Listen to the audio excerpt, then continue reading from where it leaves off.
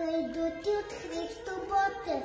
Що ме се майко продала на чуждо село Аргатин.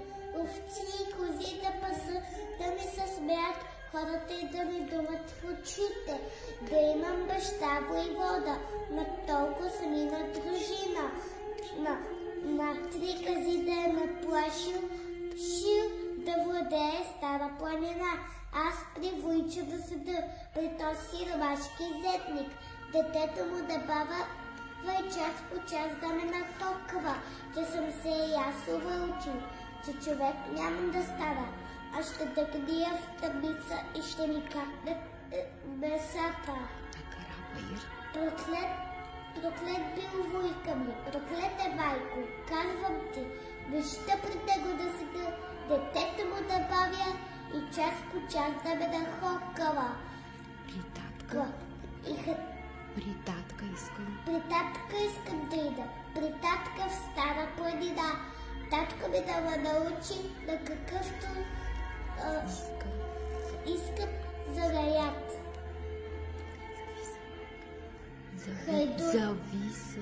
Зави се, майка за Майя, камък и пана на сърце. Гледа си в очи чавдара, в очи черни големи. Глади му глава къдрава и рълта клетата плаче. Чавдаро плахо изгледа и със сълзи и той научи. Майка си бърже попита. Кажи ми, Бале, що плачеш? Да са татка хванали или убили? Та ти си, Бале, остава сирота, гладна и жадна. Прегърна майка чавдара, в очи черни целуна, въздъхна тама продума.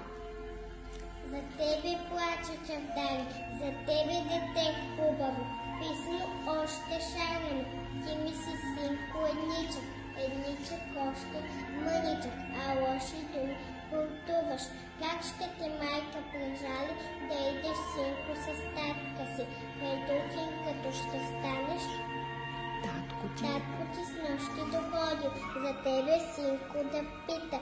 Много ме е съдил и хокъл, що съм те синко пратила при Войчо ти, а не при него. Да види той, че има хубаво дете юначе. Далеч ли да го проводи на книга да се изучи, или хайдути направи по планината да ходи. 300 зеръци за ръцел, в неделя да те проводя. Хайдушкото сборище, ще идеш, синко чавдаря, едничко чедо на майка. Ще идеш утре при него, ала те клетва закливам. Ако ти е мила майка ти, да плачеш, синко, да искаш с дружина да те не води, а да те далеч проводи, на книга да се изучиш, майци ти писма да пишеш, кога на горбет отидеш. Рипна ми чавдар от радост, че при татка си ще иде, страшни хайдути да види на хайдушкото сборище. А майка явна жалоста, дете си ми упрекърна и пак зари да заплака.